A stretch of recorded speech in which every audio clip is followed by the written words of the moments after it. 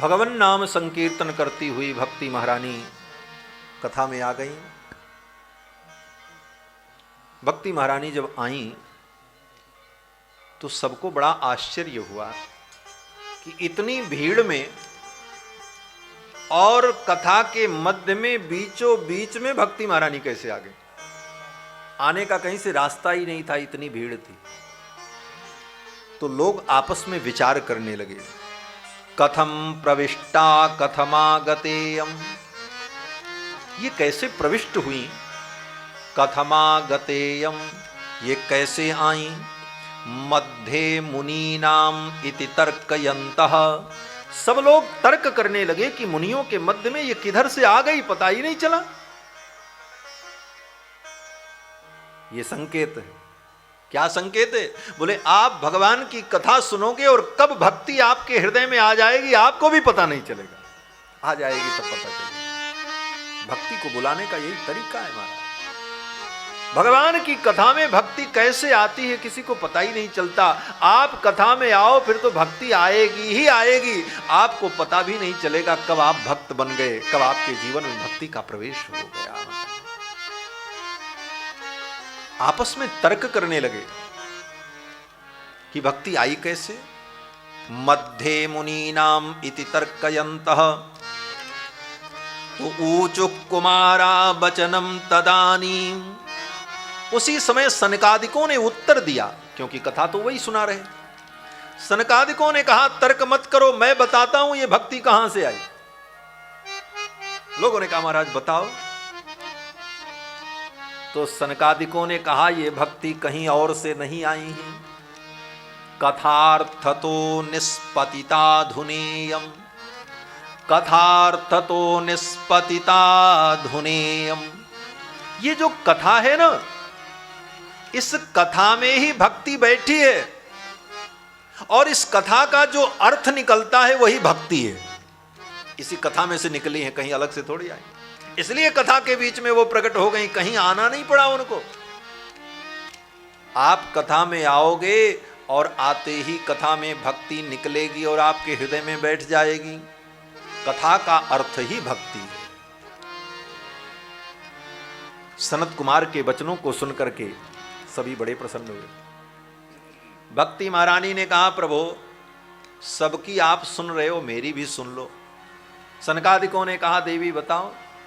तो भक्ति महारानी ने कहा आपकी कथा में बड़ी भीड़ है और बैठने की कहीं जगह नहीं है, कोई जगह बताओ जहां मैं बैठूं, क्योंकि मैं भी आ गई हूं तो मुझे बैठना है। तो सनकादिकों ने कहा अच्छा।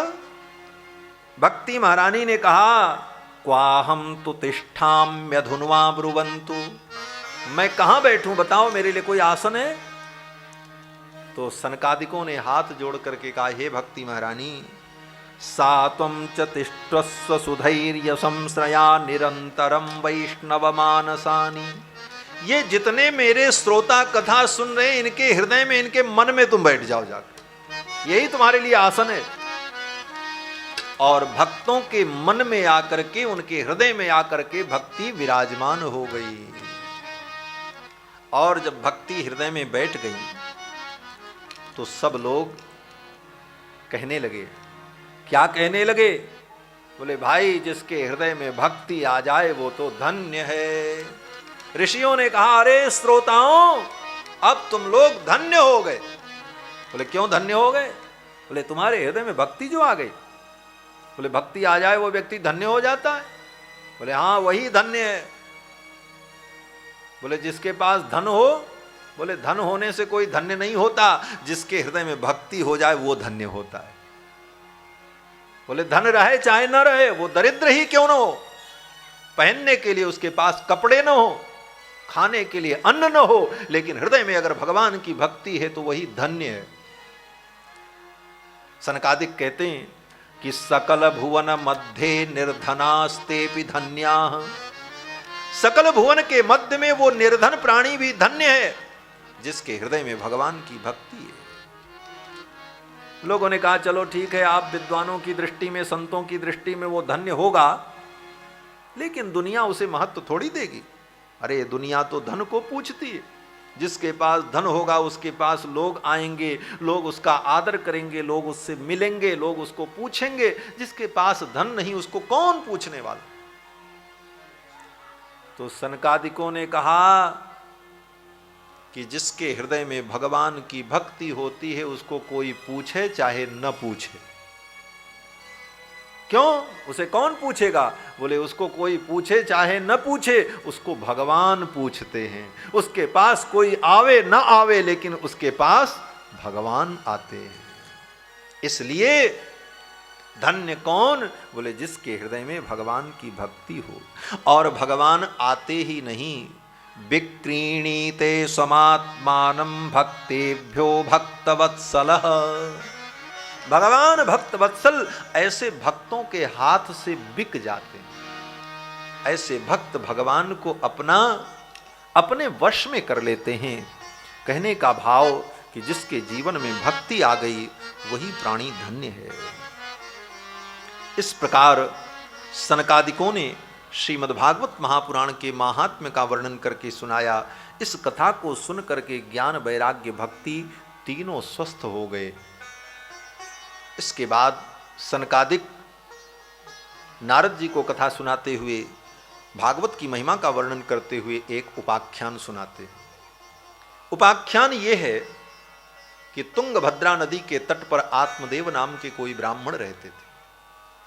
उनके कोई संतान नहीं थी। बेटा के लिए बहुत दुखी थे, मेरे कोई संतान हो जाए।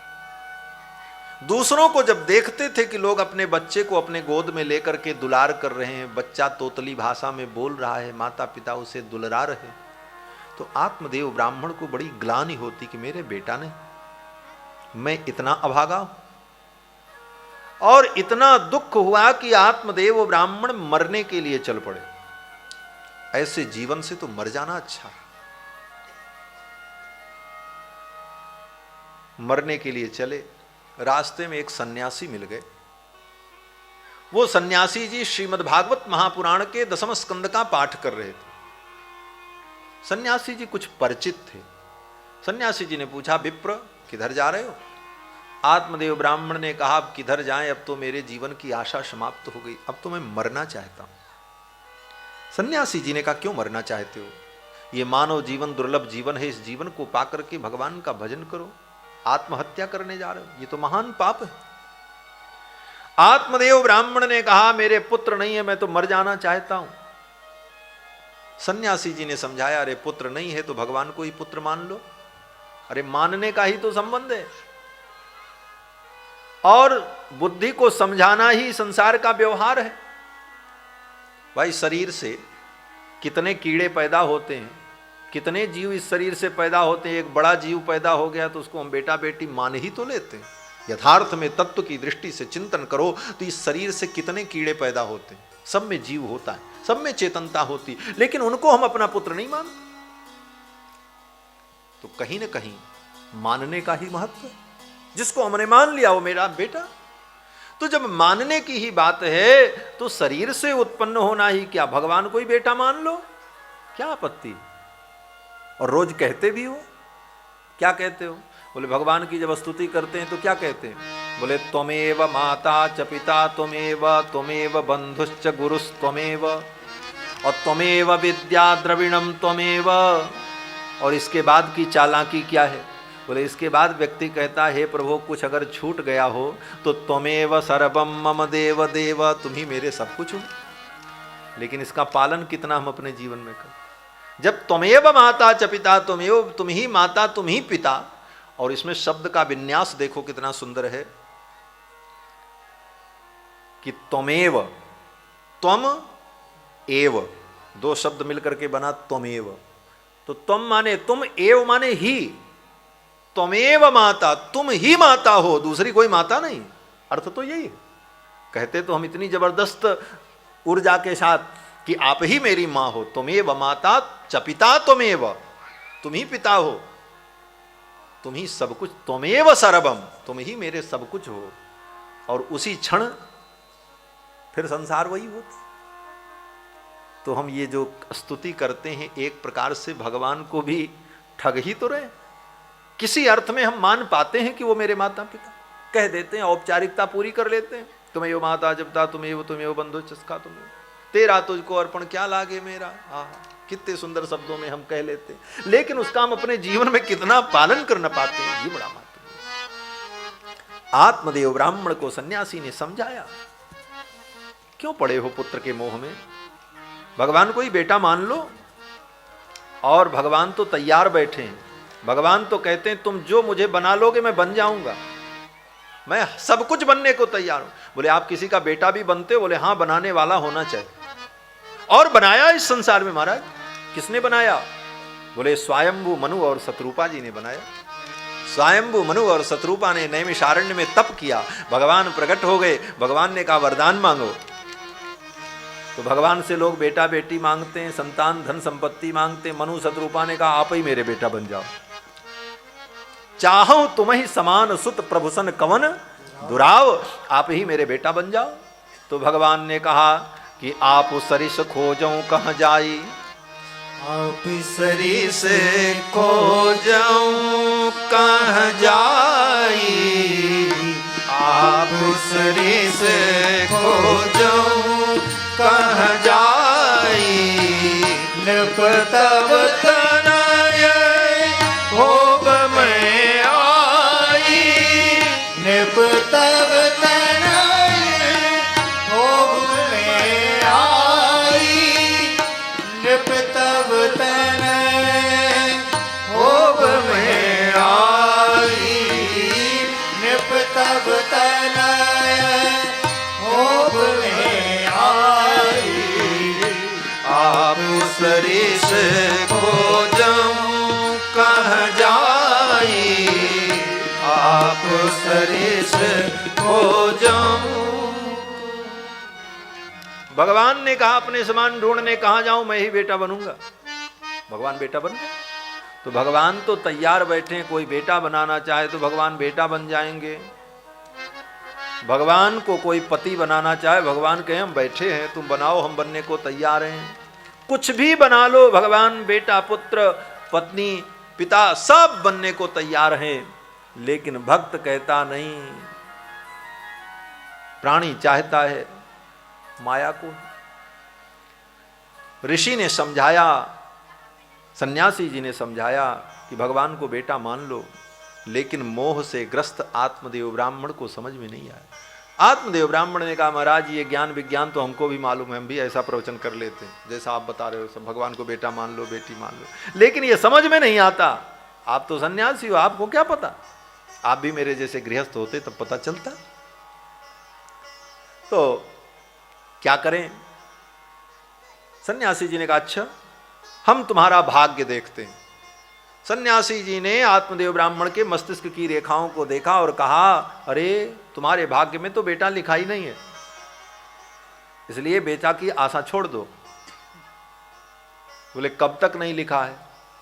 तो सन्यासी ने कहा सप्त जन्मावधि पुत्रो नैवच नैवच, 7 जन्मों तक अभी तुमको बेटा नहीं होगा, 7 जन्मों तक पुत्र का सुख तुम्हें नहीं मिलेगा। अब तो आत्मदेव ब्राह्मण रोने लगे, 7 जन्मों तक मुझे पुत्र नहीं होगा, इतना बड़ा मैं भागा, अब तो मर जाना ही ठीक है। और मरने के लिए अब नदी में कुआं में नहीं जाएंगे, अब तो यही मरेंगे। सन्यासी जी के सामने ही सिर पटकने लगे, यही मरेंगे और आपको ब्रह्म हत्या लगेगी, आपके सामने मैं अपने प्राणों का त्याग करूंगा। सन्यासी जी तो चक्कर में पड़ गए, ये ब्राह्मण मेरे सामने मरेगा, मुझे ब्रह्म हत्या लगेगी, मैं इसे बचा भी नहीं पाऊंगा, क्या करूं? सन्यासी जी ने सोचा कुछ युक्ति करनी चाहिए। संसार के प्राणी जब संसार के विषयों की कामना के मोह में पड़कर रोते हैं तो महात्मा लोग क्या करते हैं? बोले उनको सांत्वना देने के लिए आशीर्वाद देते हैं, कुछ फल प्रसाद दे देते, बोले जाओ भगवान तुम्हारी कामना पूरी करें। क्यों? बोले अभी तो इसको कामना का भूत चढ़ा हुआ है, इसको ज्ञान समझ में नहीं आएगा, उपदेश समझ में नहीं आएगा, संसार की असारता इसे समझ में नहीं आएगी, अभी तो इसको यही दे देना उचित है। महात्मा ने भी अपनी झोली से फल निकाला और निकाल करके कहा ले जाओ अपनी पत्नी को खिला देना, पत्नी गर्भवती होगी, सुंदर पुत्र को जन्म देगी, जाओ। दे दिया। आत्मदेव ब्राह्मण लेकर के आए, फल दिया अपनी पत्नी को, लेकिन पत्नी बड़ी उल्टा थी महाराज, पत्नी ने फल तो ले लिया लेकिन खाया नहीं। अपनी बहन से उसने कहा, अपनी सखी से कहा, देखो ये पति ने फल दिया है, इसको क्या करूं? सखी ने कहा, खा लो, तुम्हें बेटा होगा। तो आत्मदेव की जो पत्नी थी उसका नाम था धुंधली। धुंधली ने कहा, इस फल को खाने से बेटा तो होगा, लेकिन मैं बेटे को जन्म नहीं देना चाहती। बोले क्यों? तुम्हारे पति चाहते हैं पुत्र हो, पुत्र हो। बोले वो चाहते हैं, वो चाहें, दुख तो मुझे उठाना पड़ेगा, पालना पोसना मुझे पड़ेगा, ये काम मुझे नहीं करना। तो सखी ने, बहन ने कहा, तब क्या करोगी? बोले फल को गाय को खिला देते हैं, इस फल को मैं खाऊंगी तो गर्भवती होंगी। फल भक्षेण गर्भ स्यात् गर्भेण उदर वृद्धिता। फल खाने से गर्भ होगा, गर्भ से पेट बढ़ेगा, पेट बढ़ेगा तो मैं काम नहीं कर पाऊंगी, घर का काम काज कैसे होगा। और इतना ही नहीं, कहीं गांव में आग लग गई तो लोग तो भाग जाएंगे, मैं तो भाग भी नहीं पाऊंगी, जल के मर जाऊंगी। ऐसा कुतर्क किया उसने कि दैवात घाटी ब्रजेत ग्राम पलायेत गर्भिणी कथम। गर्भिणी स्त्री कैसे भाग पाएगी, मैं तो जल के मर जाऊंगी, भाग भी नहीं पाऊंगी। तो उसकी सखी ने कहा, तब? देखो दुनिया में 2 ही स्त्रियां सुखी हैं, ये धुंधली के वचन है। आत्मदेव की पत्नी जो कुलटा है, दुष्टा है, वो कह रही है, वो कहती है मेरी दृष्टि में तो दुनिया की 2 ही स्त्रियां सुखी हैं। कौन? बोले बंध्यावा विधवा नारी सुखिनी चेति में मति। मेरी मति के अनुसार बंध्या स्त्री और विधवा स्त्री ही सुखी है। उसकी सखी ने कहा, क्यों? बोले इनको संतान होने की कोई आशा ही नहीं, इसलिए सुखी है। ये संतान के चक्कर में कौन पड़े? 9 महीने गर्भ धारण करो, फिर जन्म दो, फिर उसे पालो पोसो, कितना कठिन काम। और जन्म लेते समय धुंधली ने कहा कि जन्म लेते समय अगर गर्भ में बालक टेढ़ा हो गया, तिर्यक चेद आगतो गर्भ, गर्भ अगर तिर्यक हो गया, टेढ़ा हो गया, तो तदा में मरणम भवे, तब तो मेरा मरण ही हो जाएगा, मैं तो मर जाऊंगी, इसलिए फल मुझे नहीं खाना है। तो क्या करोगी? बोले गाय को खिला देते। गाय को खिला दिया। बोले गाय को तो खिला दिया, लेकिन पति को जवाब क्या दोगी? बोले उनको क्या पता, मैं कहूंगी कि मैं गर्भवती हूं, वो क्या देखने जाते हैं, उनको क्या पता चलेगा? तो सखी ने कहा, रे उनको पता नहीं चलेगा, लेकिन 9 महीने बाद तो पता चलेगा, आखिर बालक गया कहां, जन्म क्यों नहीं हुआ बालक का, तब क्या जवाब दोगी? तो पत्नी बड़ी चतुर थी महाराज। उसने कहा, चिंता मत करो, तुम तो गर्भवती हो ना। तो उसकी बहन भी गर्भवती थी। उसने कहा, तुम्हारा गर्भ है, 9 महीने बाद तुम्हारा बच्चा जब पैदा होगा तो धीरे से तुम्हारे बच्चे को मैं ले आऊंगी और कह दूंगी यही पैदा हुआ, इनको पता ही नहीं चलेगा, और तुमको भी कोई चिंता नहीं, तुम्हारा बच्चा मेरे पास रहेगा, सब सुख सुविधाएं मेरे घर में है, कोई कमी भी नहीं, और दूध पिलाने के लिए मैं तुमको बुला लूंगी और उसके बदले में मैं तुम्हें कुछ धन दे दूंगी, मेरे पास धन की कोई कमी नहीं। मेरे पति देव बहुत कथा बाँच करके रुपया पैसा बटोर के रखे हैं, सब पूजा पाठ करा रहा है, सब दे दूंगी मैं तुम्हें, और तुम अपना बेटा मुझे दे देना। धुंधली ने इस प्रकार तय कर लिया और उसकी बहन भी उसमें सहमत हो गई। आत्मदेव ब्राह्मण को पता नहीं चला, फल ले जाकर के गाय को खिला दिया। फल तो दिव्य था, संत का प्रसाद था, गाय को खिला दिया। क्या संकेत है? बोले आत्मदेव ही ये आत्मा है, धुंधली उसकी बुद्धि है, और संत का संग ही सत्संग है। आत्मदेव ने संत का संग किया और संत ने क्या दिया? बोले फल। जब आप सत्संग करोगे तो सत्संग में ज्ञान रूपी फल मिलेगा, और इस फल को हम क्या करें? बोले अपनी बुद्धि को खिलाओ, बुद्धि ही पत्नी है। सत्संग में जो ज्ञान मिला आत्मा को, इस ज्ञान को अपनी बुद्धि को खिलाओ, लेकिन बुद्धि इस फल को पचाने को तैयार नहीं। बुद्धि तो वही काम करना चाहती जो पहले से करती चली आई। इसीलिए सत्संग करने के बाद भी कल्याण नहीं होता, क्योंकि सत्संग का जो फल ज्ञान है वो हम अपनी बुद्धि को नहीं खिला पाते।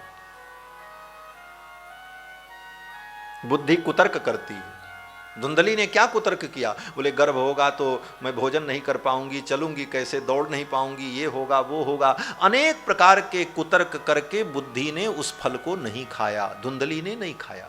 हमारी आपकी बुद्धि भी यही कुतर्क करती है। हम सत्संग में जाते हैं, सत्संग में सुनते हैं संसार झूठा है, सत्य नहीं है। कथा में हम जाकर के सुनते हैं भगवान ही सत्य है, जगत झूठा है, असत्य बोलना पाप है, किसी की निंदा करना पाप है, चोरी करना पाप है, जमाखोरी पाप है, सब सुनते हैं, लेकिन फिर आकर के सोचते हैं अरे नहीं करेंगे तो काम कैसे चलेगा। ये तो कथा सब ऐसे ही होती रहती है, दुनियादारी तो ऐसे ही चलती है। अपनी बुद्धि कुतर्क करके अपने आप को समझा लेती है और फिर उसी कर्म में हम प्रवृत्त हो जाते हैं। सत्संग का फल जो ज्ञान है वो हम अपनी बुद्धि को नहीं दे पाते। बुद्धि ने कुतर्क किया धुंधली ने, और फल ले जाकर के खिला दिया गाय को। गाय गर्भवती हुई। गाय गर्भवती हुई, आत्मदेव ब्राह्मण बड़े प्रसन्न हुए।